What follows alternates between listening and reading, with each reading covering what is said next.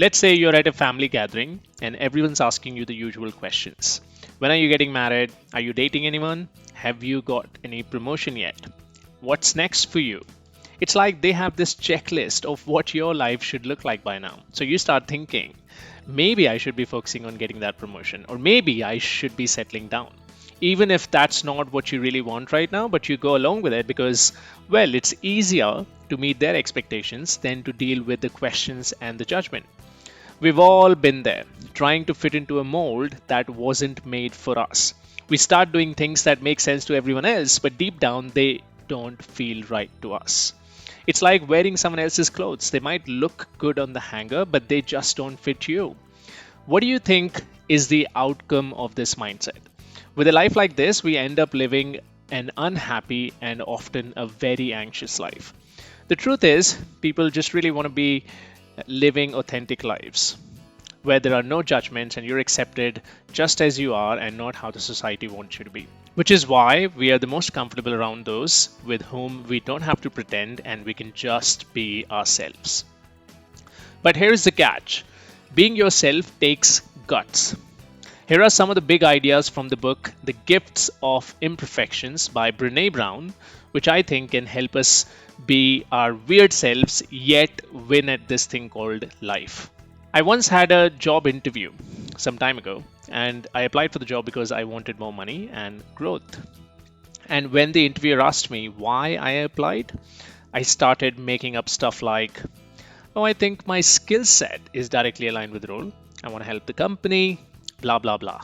I was downplaying my ambitions and wasn't being real about it. I got rejected, of course. But looking back, I think rejection would have hurt a little less if I'd been more open about my goals, or I might have even got the job. One of the biggest validations I got from this book is that the more authentic you are, the more you'll connect with other people. Because human beings are more alike than the differences they might have. Most people feel the same pressures that you do, they just don't always show it. When you raise your hand to ask a simple question, most likely 80% of the people in the crowd probably had the same question. But by raising your hand, you not only satisfy your curiosity, but you also satisfy theirs. And you also act as an inspiration for them that it's okay to ask simple questions. Another thing which most people struggle with, and it gets in the way of being authentic big time, is the need to be perfect. If you're someone who uses Instagram, then you'll know what I'm talking about. Almost everybody who's posting stuff on Instagram is using filters to look like a perfect version of themselves. Some of the Instagram models with millions of followers, you won't even recognize them in real life if they walked right past you, because their true self is just so different. And the need to be perfect on Instagram is so paralyzing that if tomorrow Instagram people removed all the filters, a lot of people would stop posting any photos of themselves. But when you let go of that perfectionism, you actually enjoy life. It's like a big burden off your shoulders. Another thing Brown talks about in this book is the need to be resilient. Most of us have tried to get fit or lose weight at some point, right? You hit the gym, you eat healthier, you start feeling good, and then bam, you hit a wall. Maybe you miss a few workouts or you don't see the progress you wanted, and suddenly it feels like, what's the point? So you give up. Here's the thing, it's not that you're incapable of losing weight, it's just that building resilience is actually harder than it seems. So how do you build resilience? Well, it starts with hope. Even though you can't see the number on the weighing scale going down yet, you should have hope that it will go down if you keep at it. Hope is like driving on a foggy night. You can only see the next 10 meters, but you hope that if you drive that much, the next 10-meter road will reveal itself. And that way you complete the journey.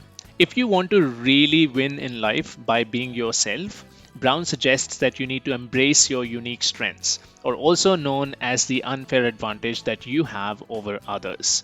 The thing is, we've all got something that makes us unique, right? Whether it's a talent, a skill, or even a specific experience that only we've been through.